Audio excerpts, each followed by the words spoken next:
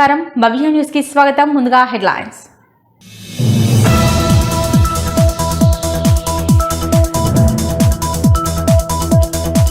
కొండగట్టు తనకు పునర్జన్మను ఇచ్చిందన్న AP deputy CM. Anjanna క్షేత్రంలో దీక్షా విరమణ మండప సత్రం పనులకు శంకుస్థాపన చేసిన పవన్ కళ్యాణ్.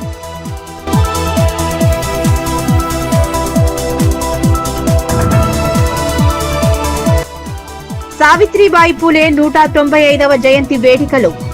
జయంతి ఉత్సవాలకు ముఖ్య అతిథిగా హాజరైన జిల్లా కలెక్టర్ కె హైమవతి.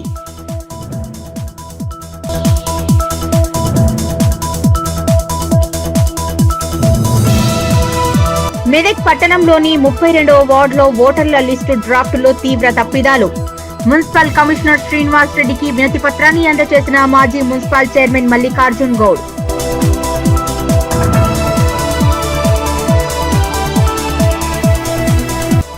రామయ్యంపేట పట్టణంలో ఆకలితో అలమటిస్తున్న కుటుంబం. గత 15 రోజులుగా పాడుబడ్డ పాత పోలీస్ స్టేషన్లో ఆశ్రయం. దాతలు స్పందించి ఆదుకోవాలని వినతి.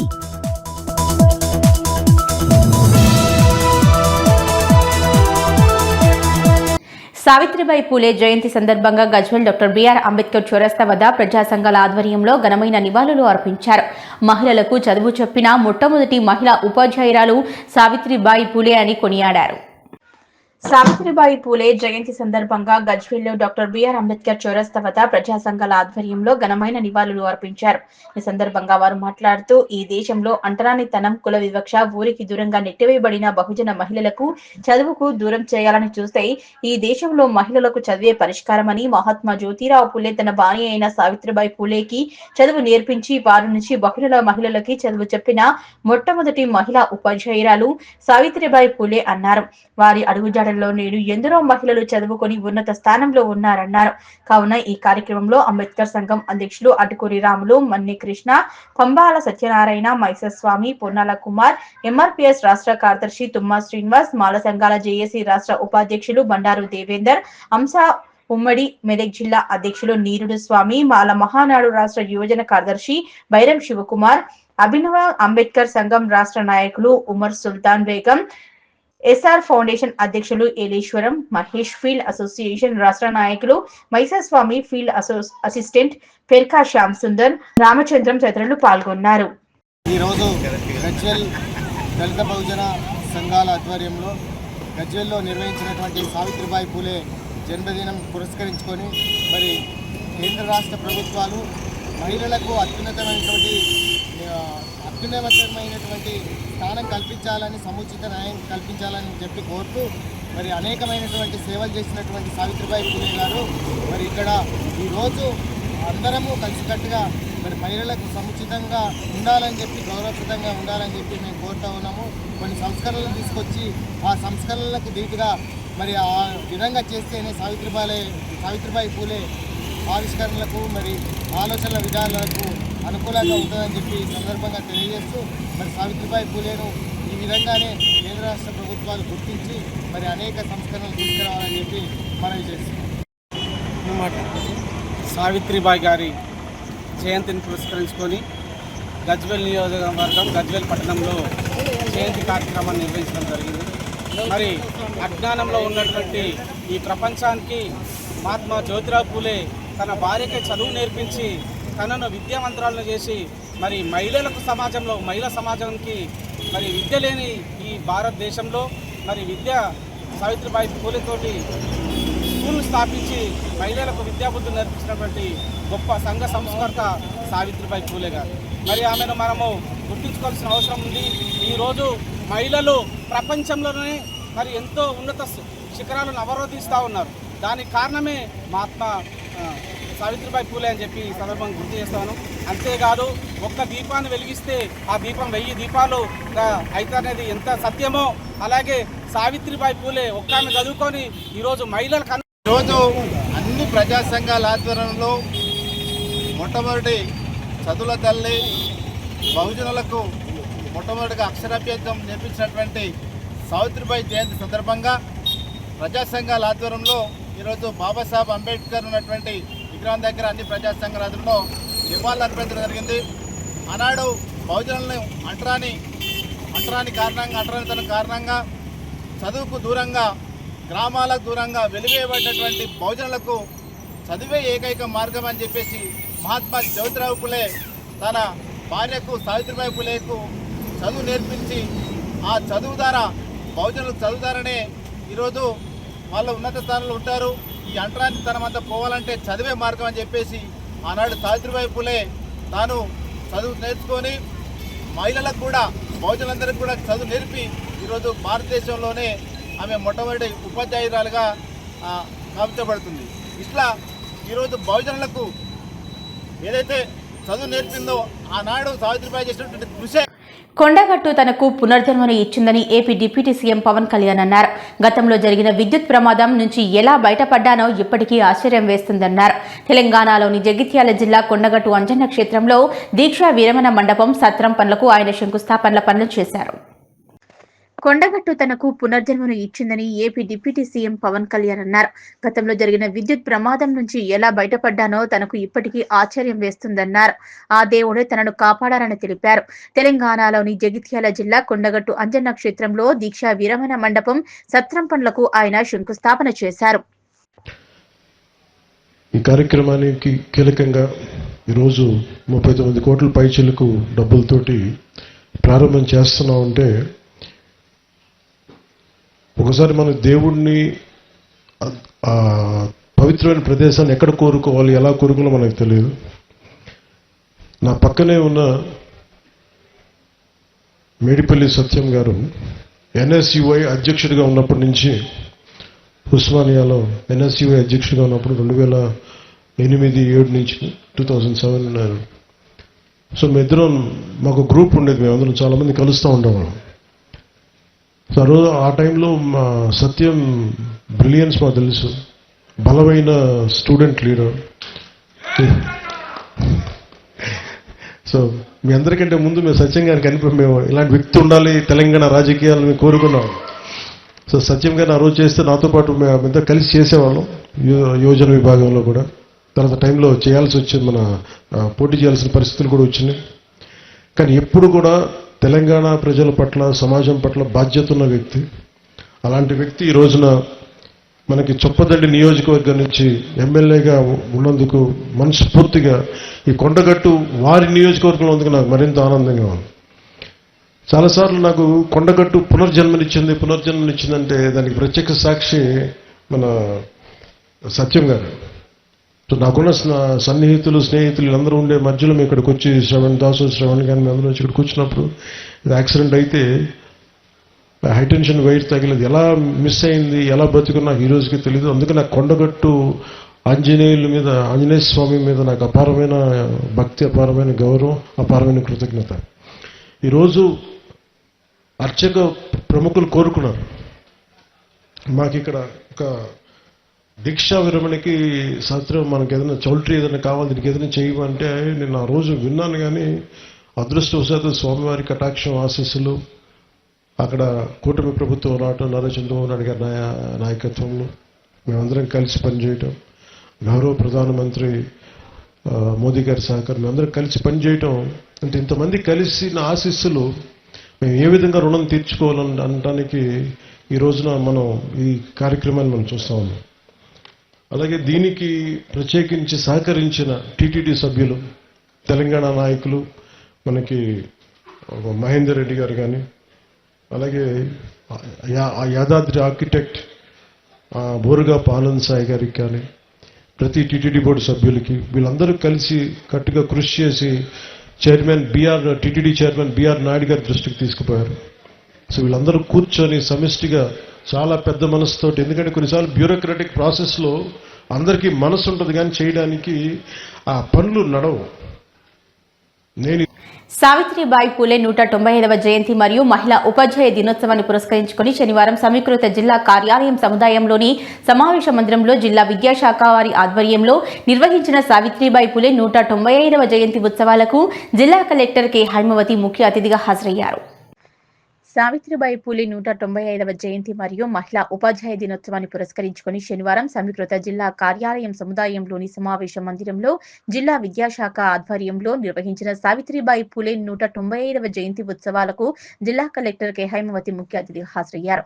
ముందుగా జ్యోతి ప్రజ్వలన చేసి సావిత్రిబాయి పూలే చిత్రపటానికి పూలమాలలు వేసి కార్యక్రమాన్ని ప్రారంభించారు. ఈ కార్యక్రమాన్ని ఉద్దేశించి జిల్లా కలెక్టర్ మాట్లాడుతూ పూర్వకాలం గురువులు ఏమీ ఆశించకుండా విద్యను బోధించేవారు.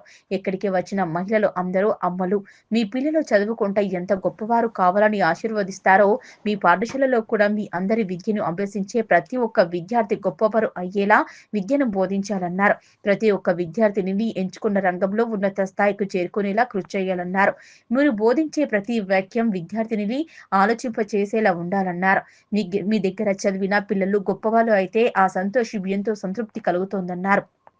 రాయడం చదవటం అనేది మొదటి తరగతి నుంచి వారిలో ఏకాగ్రత, ఆటలు మరియు పాటల రూపంలో పిల్లలకు బోధించాలని, పిల్లలతో ఆప్యాయంగా ఉపాధ్యాయులు మెలిగితే వారు చెప్పిందే వేదంలా ఇష్టంగా నేర్చుకుంటారని, మీరు చెప్పే చదువు పిల్లలకు చదువు ఇష్టం కలిగేలా బోధన ఉండాలన్నారు.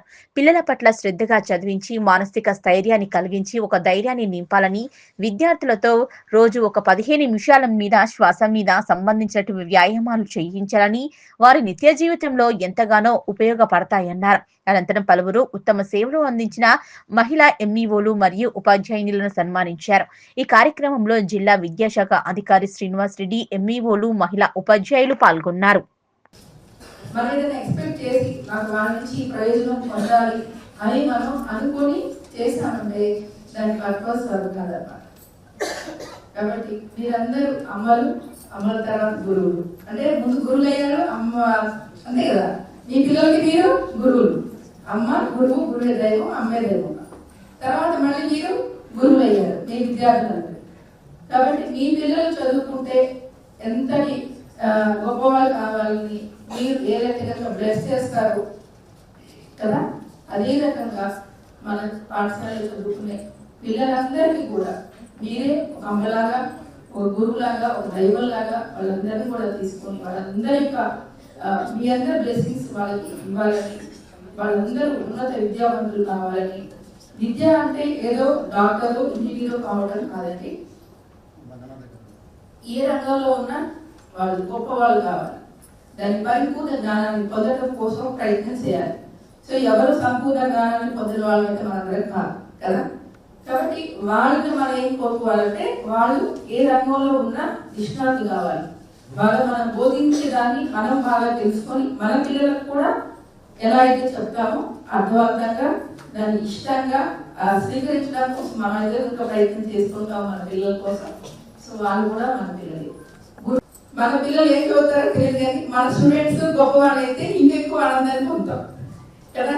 సో వీళ్ళు చదువుతున్నారు, గొప్పవాళ్ళు అయ్యారు, అది ఎక్కువ అన్నమాట. అది మనకి అల్టిమేట్ గా అనిపిస్తుంది అన్నమాట. ఆ సంతోషాన్ని మరి మిగతా ఏమి థింగ్స్ కూడా మనకి అది పూరించాలన్నమాట. కాబట్టి అలాంటి సంతోషాన్ని మీరందరూ పొందాలని ఈ సావిత్రిబాయి పూలే గారు, సో మనకి అంటే ఆ కాలంలో ఆ 200 సంవత్సరాల క్రితం వాళ్ళు వేసిన మొదటి అడుగు ఏదైతే ఉందో ఈ సమాజాన్ని వాళ్ళు ఉద్ధరించడం కోసం మార్గనిర్దేశంగా ఎవరైతే మహిళలకి ఆమె ఒక దిశానిర్దేశం చేస్తూ ఆ మహిళలందరూ కూడా చదువుకోవాలి, ఉన్నత విద్యావంతులు కావాలని ఆనాటి సమాజంలో ఉన్నటువంటి అనేక ఏమంటామది దురాచారాలు చెప్పాలంటే మహిళలు బయటకు వెళ్ళకూడదనే ఒక నియమాలని సంఘం కొన్ని కట్టుబాట్లకి గురైంది. ఆ టైంలో అందరినీ కూడా ఎదిరించి మహిళలకు కూడా విద్య రావాలి, మహిళలు కూడా విద్య ఉంటేనే వాళ్ళు ఉన్నతంగా ఎదగలుగుతారు, అప్పుడు ఈ సమాజం కూడా బాగుపడుతుంది అని వాళ్ళందరూ కూడా భావించి ఆమె అందరూ కూడా మార్గనిర్దేశం చేశారు మనందరికి కూడా. కాబట్టి ఈరోజు అందరూ చదువుకున్నాం, ఉద్యోగం చేస్తున్నాం అంటే ఇలాంటి మహనీయుల యొక్క త్యాగ ఫలితంగానే వాళ్ళందరం కూడా ఈ స్థితిలో ఇవాళ ఉండగలిగామన్నమాట. కాబట్టి వారిని మరొకసారి మనం స్మరించుకుంటూ వారి యొక్క గొప్ప విషయాలు అందరూ కూడా గుర్తు చేసుకుంటారు. సో అలాంటి గొప్ప వ్యక్తులు కావాలని, అదే రకంగా మన పిల్లలు అంటే మన పిల్లలు మీన్స్ మన చదువు చెప్తే మన పిల్లలే మన పిల్లలు లెక్క కదా. సో వస్తే కుటుంబం కావాలని మనందరి సమాజంలో మనకు ఉంది, మన సంస్కృతితోనే వస్తే కుటుంబం అని, అందరూ మన పిల్లలని తల్లి అందరినీ పిల్లలుగా చూస్తుందని ఆ భావన అనేది చాలా గొప్పది కదా. కాబట్టి ఆ భావంతో మీరందరూ కూడా పిల్లల్ని బాగా చూసుకోవాలని, వాళ్ళకి మిడ్ డే మీల్స్ మంచిగా పెట్టాలని పెట్టడం కోసం మీరందరూ కూడా తప్పకుండా పార్టిసిపేట్ చేయాలి. ఎందుకంటే పిల్లలు అందరితో వస్తారమ్మా, వాళ్ళ ఇంట్లో వాళ్ళకి ఉంటుందో లేదో తెలియదు, వాళ్ళ ఫైనాన్షియల్ కండిషన్ ఎలా ఉందో మనకు తెలియదు. మా పిల్లలు చదువుకోవడానికి ఎన్నో కష్టాలు కూర్చుకొని గవర్నమెంట్ స్కూల్స్ పిల్లలు వస్తారు కదా. ఆ వచ్చే పిల్లలకి మన వంతు బాధ్యత, మనం ఎవరో ఫ్రీగా పెట్టట్లేదు, మనం జాబ్ చేస్తున్నాం, శాలరీ తీసుకుంటున్నాం. మనకు కావాల్సినంత ఏంటంటే చిత్తశుద్ధి. మన పిల్లలకి స్కూల్కి వచ్చినప్పుడు వాళ్ళ చేత మంచిగా వండించి, ఎవరైతే కనుక డైలీ రైస్ ఎట్లాగైనా ఉన్నాయి ఆ వెజిటబుల్స్ కొంత మాట్లాడి టైంకి ఎంతైతే కనుక ఆ రోజు పిల్లలకి 50 grams ఇవ్వాలి రోజు అనుకుంటే మనం ఏం చెప్పట్లేదు. విశ్వవిద్యాలయం కానీ ఇదే ఉండమని చెప్పలేదు. వాళ్ళు తెచ్చిన కూరగాయలు పిల్లలందరికీ సరిపోయినంత. భారతీయ సంఘ సంస్కర్త ఉపాధ్యాయుని శ్రీమతి సావిత్రిబాయి పూలే జయంతి వేడుకలను ఘనంగా నిర్వహించారు మేడ్చల్ జిల్లాలో. ఆమెకు ఘనంగా నివాళులు అర్పించారు మేడ్చల్ జిల్లా ఫిషరీస్ కార్పొరేషన్ చైర్మన్ మన్నీ రాజు, సీనియర్ నాయకులు గుబ్బల లక్ష్మీనారాయణ, కాంగ్రెస్ పార్టీ సీనియర్ నాయకులు జేమ్స్లో. భారతీయ సంఘ సంస్కర్త ఉపాధ్యాయుని శ్రీమతి సావిత్రిబాయి పూలే జయంతి సందర్భంగా ఘనంగా నివాళులు అర్పించారు మేడ్చల్ జిల్లా ఫిషరీస్ కార్పొరేషన్ చైర్మన్ మన్నీ రాజు, సీనియర్ నాయకులు గుబ్బల లక్ష్మీనారాయణలు, కాంగ్రెస్ పార్టీ సీనియర్ నాయకులు జేమ్స్. ఈ సందర్భంగా వారు మాట్లాడుతూ భారతీయ సంఘ సంస్కర్త తొలి ఉపాధ్యాయుని శ్రీమతి సావిత్రిబాయి పూలే జయంతి సందర్భంగా కళాకారుడు శంకర్ ఆధ్వర్యంలో ఘనంగా నివాళులు అర్పించారు. మేడ్చల్ జిల్లా ఫిషరీస్ కార్పొరేషన్ చైర్మన్ మన్నే రాజు, సీనియర్ నాయకులు గుబ్బల లక్ష్మీనారాయణ, సీనియర్ కాంగ్రెస్ నేత జేమ్స్ అనంతరం వారు మాట్లాడుతూ భారత తొలి ఉపాధ్యాయురాలు పురుషులు స్త్రీలు సమానత్వంగా ఉండాలని, విద్య అందరికీ అందాలని కృషి చేసిన గొప్ప సంస్కర్త, వారి యొక్క బాటలోనే మనమందరం నడవాలన్నారు. ఈ కార్యక్రమంలో శంకర్, వెంకటస్వామి, తారాసింగ్ నాయక్, శ్యామ్, ఎస్ఆర్ నాయక్ నగర్ మాజీ ప్రెసిడెంట్ ఆలూరు వెంకట శేషాచారి, బద్రి, నారాయణ, రాధాకృష్ణ, రమేష్, నిరంజన్, లక్ష్మణ్, శ్యామ్, అలీబాయ్, మహిళా నాయకులు శీలం కుమారి, రాణి, త్రివేణి, నర్మదా, నాగలక్ష్మి మరియు జయశ్రీరామ్ నగర్ కమిటీ సభ్యులు, మైత్రీనగర్ వాసులు, ఆర్జీకే వాసులు పాల్గొన్నారు. మెదక్ పట్టణంలో 32 వార్డుల ఓటర్ల లిస్టు డ్రాఫ్ట్ చేసి పొందుపర్చిన జాబితాలో తీవ్ర తప్పిదాలు ఉన్నాయని, వాటిని సవరించాలని మాజీ మున్సిపల్ చైర్మన్ మల్లికార్జున్ గౌడ్ అన్నారు. ఈ సందర్భంగా మాజీ కౌన్సిలర్లతో కలిసి శనివారం మున్సిపల్ కమిషనర్ శ్రీనివాస్ రెడ్డికి మున్సిపల్ కార్యాలయంలో మెమోరాండం అందజేశారు. మెదక్ పట్టణంలోని 32 వార్డుల ఓటర్ల లిస్టు డ్రాఫ్ట్ చేసి పొందుపరిచిన జాబితాలో తీవ్ర తప్పిదాలు ఉన్నాయని, వాటిని సవరించాలని మాజీ మున్సిపల్ చైర్మన్ మల్లికార్జున్ గౌడ్ మాజీ కౌన్సిలర్లతో కలిసి శనివారం మున్సిపల్ కమిషనర్ శ్రీనివాస్ రెడ్డికి మున్సిపల్ కార్యాలయంలో మెమో అందజేశారు. ఈ సందర్భంగా వారు మాట్లాడుతూ రాష్ట్ర ప్రభుత్వం త్వరలో నిర్వహించనున్న మున్సిపల్ ఎన్నికల నేపథ్యంలో మున్సిపల్ కార్యాలయంలో ప్రచురించిన ఓటరు ముసాయిదా జాబితాలో పూర్తిగా తప్పులు ఉన్నట్లు తెలుస్తోంది. ఒక వార్డుకు సంబంధించి ఓటర్లు మరో వార్డులో రావటం జరిగిందన్నారు.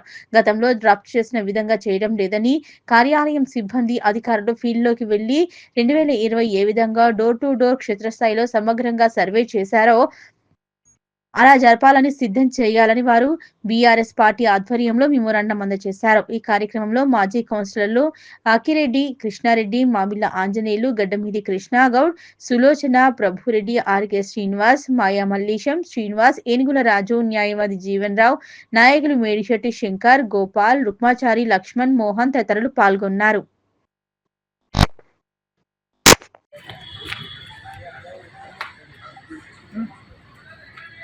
మరి నిన్నటి రోజు మెదక్ పురపాలక సంఘ కమిషనర్ గారు వారి సిబ్బంది పంపిణీ చేసినటువంటి ఓటర్ లిస్ట్ జాబితా ఏదైతే ఇప్పుడు సమీప భవిష్యత్తులో జరగబోయే మున్సిపల్ ఎన్నికలకు సంబంధించి వార్డు వైజ్ పంపించినటువంటి ఓటర్ లిస్టులో అన్ని రకాల అవకతవకలు ఉన్నాయని చెప్పేసి భారత రాష్ట్ర సమితి తరఫున మేమందరం కూడా కమిషనర్ గారికి రిప్రజెంటేషన్ ఇవ్వడం జరిగింది. మేము ఒకటే డిమాండ్ చేస్తూ ఉన్నాం, ఎన్నికలు ఓటర్స్ కన్ఫ్యూజన్ కాకుండా సక్రమమైన పద్ధతిలో ఏర్పాటు చేసే బాధ్యత కమిషనర్ గారి మీద ఉంటుంది. కాబట్టి మున్సిపల్ కమిషనర్ సిబ్బంది క్షేత్రస్థాయిలో పరిశీలన చేసి ప్రతి ఇంటికి కూడా వెళ్ళి ఆ ఓటర్స్ సంబంధించినటువంటి రకరకాలుగా చిత్ర విచిత్రాలు కూడా అసెంబ్లీ ఓటర్ ప్రాతిపదికన చేసే క్రమంలో చాలా తప్పులు దొరికినాయి. ఆ తప్పులను సరిదిద్దాలి, మంచి నిష్పక్షంగా మరి ఒక ఓటర్ల యొక్క జాబితా సెట్ కావాలని చెప్పేసి సెట్ చేయాలని చెప్పేసి ఇప్పుడు రిప్రజెంటేషన్ ఇవ్వడం జరిగింది. గతంలో ఏం జరిగింది, అసెంబ్లీ ఎన్నికల్లో కూడా ఓటర్ యొక్క పేరు రకరకాల బూతులు ఉండడం వల్ల ఓటు వేయలేని పరిస్థితి గతంలో ఉండే. అదే పరిస్థితి కూడా ఇప్పుడు ఈ వార్డు బౌండరీ పరిధి అంటే గతంలో బైఫర్కేషన్ అయినటువంటి వార్డు పరిధిలో కాకుండా చాలా సుదూర ప్రాంతంలో ఉన్నటువంటి ఓటర్స్ కూడా ఇంటి నంబర్ల పేరు మీద కొన్ని ఇంటి నంబర్లు కూడా జంప్ అయిపోయి ఇంకో వాటిలో పడే పరిస్థితి వచ్చింది. దయచేసి ఇవన్నీ కూడా సరిదిద్దాలి. మరి ఒక ఓటర్ లిస్ట్లో ఒక పేరు ఒక పేపర్ అంటే ఒక 10 ఓటర్స్ ఒక ఫస్ట్ పేజీలో ఉంటే ఆడ 8వ పేజీనో 10వ పేజీనో అదే పేజీ మళ్ళీ రిపీట్ అయింది. దాన్ని కూడా సరిదిద్దాలి. ఒక ఓటర్ లిస్ట్లో కూడా 4 జాగాల డబుల్ పేర్లు వచ్చినాయి. వాటిని కూడా సరిదిద్దాలని చెప్పేసి మేము కమిషనర్ గారు రిప్రజెంట్ చేసినాం. అన్నిటికంటే ముఖ్యంగా ఈ వార్డ్ ఆఫీసర్లు, రెవెన్యూ, బిల్ కలెక్టర్లు, అదేవిధంగా అంగన్వాడీ టీచర్లు, ఆర్పీలు సమన్వయంతో ప్రతి ఇంటికి వెళ్ళి క్షేత్రస్థాయిలో పూర్తి స్థాయిలో పరిశీలన చేసి ఓటర్ జాబితాను తయారు చేయాలి. పూర్తి స్థాయిలో మరి ఏదైతే ఎల్లుండి వరకు ఆల్ పార్టీ మీటింగ్స్ వరకు కూడా మరొకసారి ఇవాళ రేపు సమయం ఉన్నది కాబట్టి ఎటువంటి పొరపాటు లేకుండా ఓటర్ జాబితా సిద్ధం చేయాలని చెప్పేసి మేము కమిషనర్ గారిని డిమాండ్ చేస్తా ఉన్నాం. లేనట్లయితే ప్రజాపక్షాన ఖచ్చితంగా ఈ యొక్క పనితీరు సరిగ్గా ఓటర్ లిస్ట్ కింద సరి చేయకపోతే ప్రజాక్షేత్రంలో మరి ఇబ్బందికరమైన పరిస్థితి ఎదురైతే సందర్భంగా వారికి గుర్తు చేస్తా ఉన్నాం. మున్సిపల్ కమిషనర్ గారికి ఒక మెమరాండం ఇవ్వడం జరిగింది బీఆర్ఎస్ తరఫున. ఆగం హరీబరీగా ముసాయిదా చేసారు. ఓటర్ లిస్టు 32 వార్డుల ఓటర్ లిస్టులు కూడా ఎక్కడ కూడా ఏ వార్డులో కూడా అది కరెక్ట్గా లేదు. ఉదాహరణ కూడా చూపించినాం. 5వ వార్డులో గాంధీనగర్ వచ్చినాయి, ఎర్రగడ్డ వచ్చినాయి, న్యూ మార్కెట్ వచ్చినాయి, కోలిగడ్డ వచ్చినాయి. ఈ విధంగా 38 బూతులను 32 వార్డులకు సవరించారు తప్ప దాన్ని సిస్టమేటిక్గా చేయలేదు. మేము ఇప్పుడు కమిషనర్ గారితో చెప్పినాం. ఏదైతే మ్యాపింగ్ సిస్టమ్ ఉందో ఆ మ్యాపింగ్ సిస్టమ్ ద్వారా మళ్ళా గతంలో 2020లో ఇచ్చినటువంటి ఓటర్ లిస్టుకు అనుగుణంగా ఆ హౌస్ నంబర్కి అనుగుణంగా మళ్ళీ కొత్తగా మళ్ళీ వెరిఫై చేయమని ఇచ్చినాం.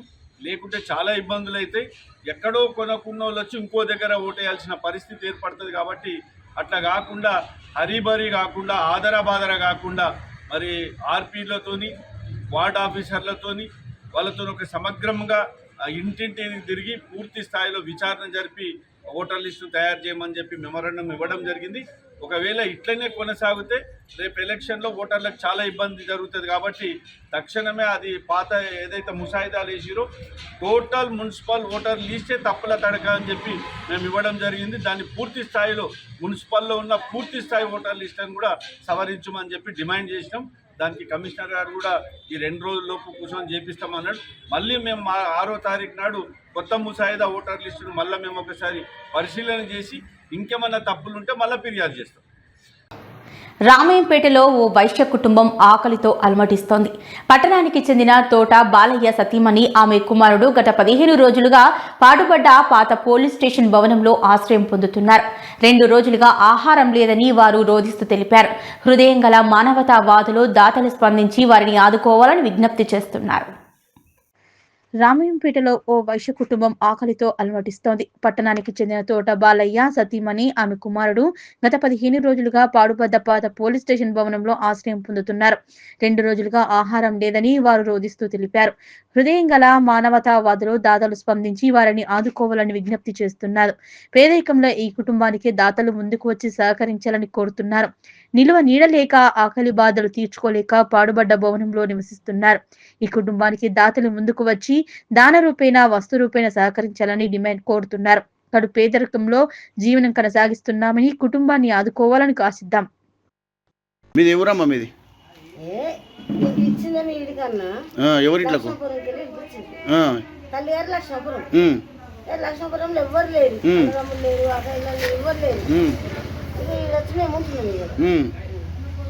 ఇంట్లో ఇల్లు మన ఉందా? ఇడ మరి ఇంట్లో ఉండమని వాళ్ళు చెప్పారు. ఇలా చెప్పారేమో 10 ఇళ్ళు తిరిగితే ఓలియలేదు.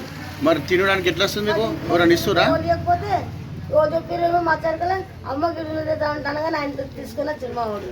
ఇక్కడ వైశ్య సంఘం ఉంది కదా, కుమ్మటం నువ్వు అడగద్దా? రామాయణపేట వయసు ఉన్నారు కదా, మాకేం తెలుసు అన్న. నువ్వు అత్తగారు ఇక్కడనే ఉంటున్నారు, అత్తగారు రామపేట కదా. కోమటోళ్ళు అయితే వస్తాం, మరి కోమటోళ్ళు అయితే వస్తా. కుమ్మటం నువ్వు అడిగినా అన్న ఇల్లు ఇమ్మని మరి అడిగినా వాళ్ళు ఈ ఓళ్ళు అడిగిపోతే ఏది అడగలేదు.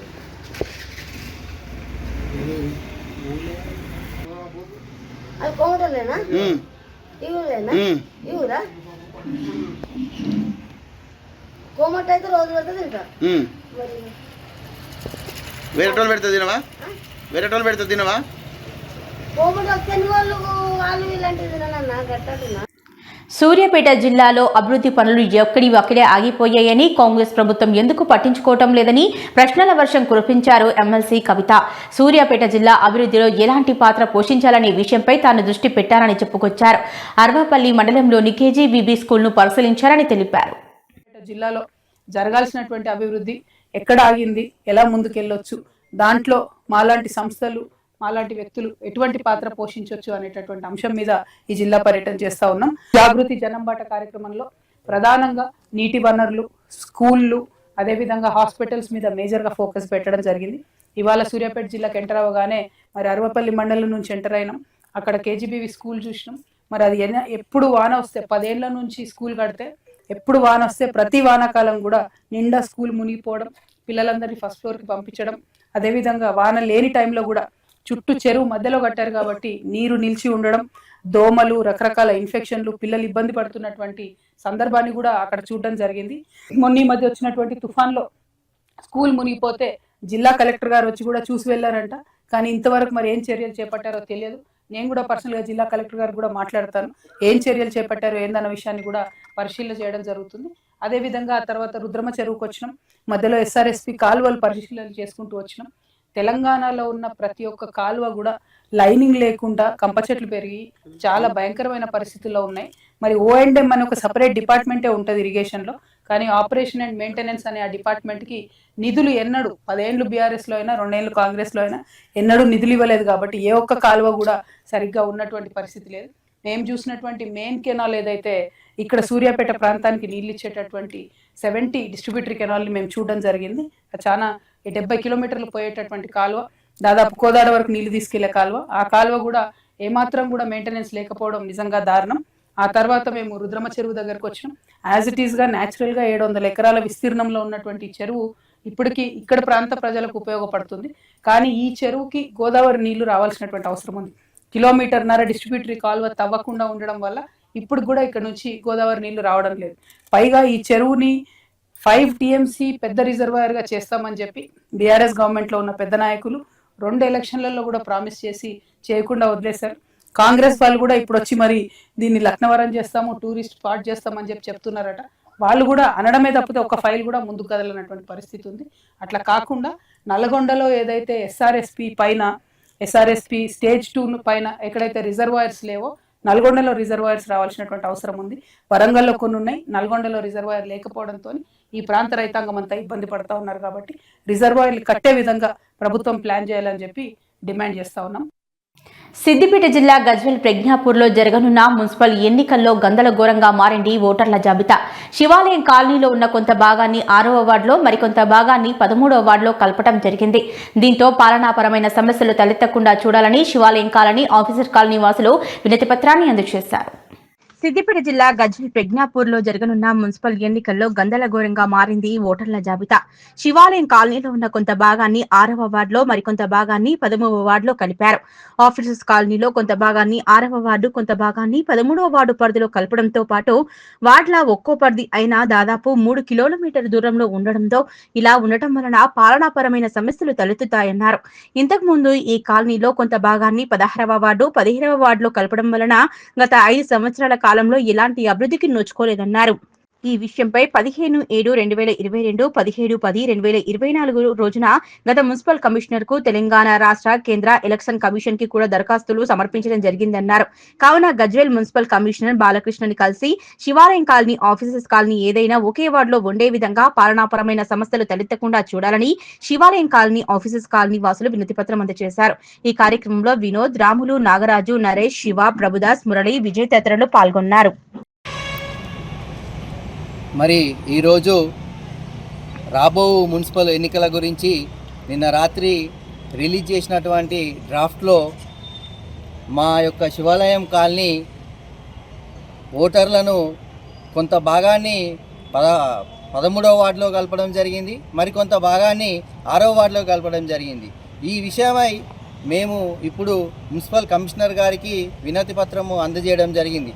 ఏమనంటే ఈ శివాలయం కాలనీ అనేది ఒక ఎప్పటి నుంచో ఉన్నటువంటి పాత కాలనీ. ఈ కాలనీని ఏదైనా ఒక వార్డులో పూర్తిగా విలీనం చేయాలి తప్ప కొన్ని వార్డులలో సగం ఓట్లు, మరికొన్ని వార్డులో సగం ఓట్లు ఉండడం వల్ల ఇంతకుముందుకు ఇదే విధంగా 2020లో జరిగిన మున్సిపల్ ఎన్నికలలో 16-17 వార్డులో విభజించడం జరిగింది.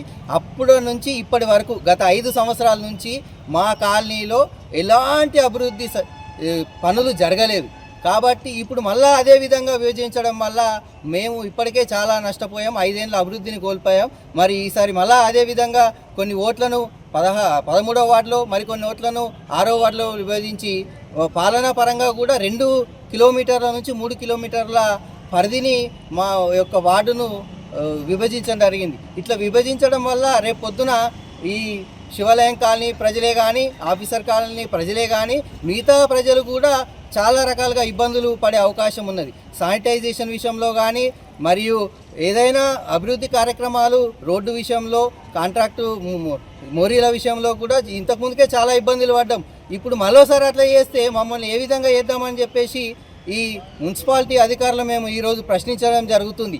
మరి ఇట్లాంటి చర్యలు జరగకుండా, తప్పులు జరగకుండా ఏది జరిగినా ఏదో ఒక వార్డులో మా యొక్క శివాలయం కాలనీ మరియు ఆఫీసర్స్ కాలనీ మొత్తాన్ని ఏదన్నా ఒక వార్డులో పూర్తిగా విలీనం చేసి వార్డును మరి తిరిగి విభజన చేయాలని చెప్పేసి మేము మున్సిపల్ అధికారికి ఇవాళ అప్లికేషన్ పెట్టడం జరిగింది. మరి ఈ అప్లికేషన్ పైన మున్సిపల్ అధికారులు స్పందించి చర్యలు తీసుకొని మాకు న్యాయం చేస్తారని చెప్పేసి ఈ సందర్భంగా మీ అందరికీ తెలియజేస్తూ ఉన్నాం.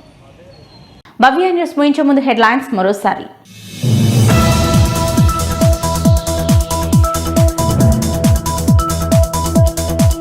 కొండగట్టు తనకు పునర్జన్మను ఇచ్చిందన్న ఏపీ డిప్యూటీ సీఎం. అంజన్న క్షేత్రంలో దీక్షా విరమణ మండప సత్రం పనులకు శంకుస్థాపన చేసిన పవన్ కళ్యాణ్.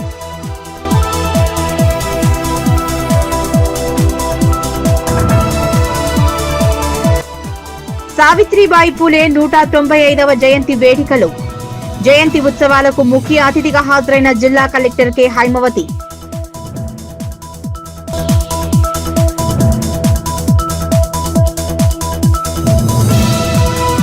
మెదక్ పట్టణంలోని 32వ వార్డులో ఓటర్ల లిస్టు డ్రాఫ్టులో తీవ్ర తప్పిదాలు. మున్సిపల్ కమిషనర్ శ్రీనివాస్ రెడ్డికి వినతి పత్రాన్ని అందజేసిన మాజీ మున్సిపల్ చైర్మన్ మల్లికార్జున్ గౌడ్.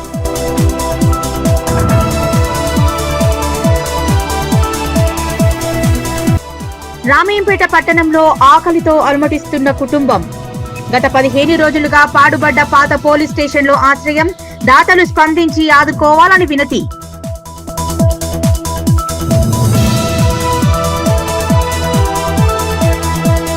ఇవి ఇప్పటివరకున్న అప్డేట్స్. నమస్కారం.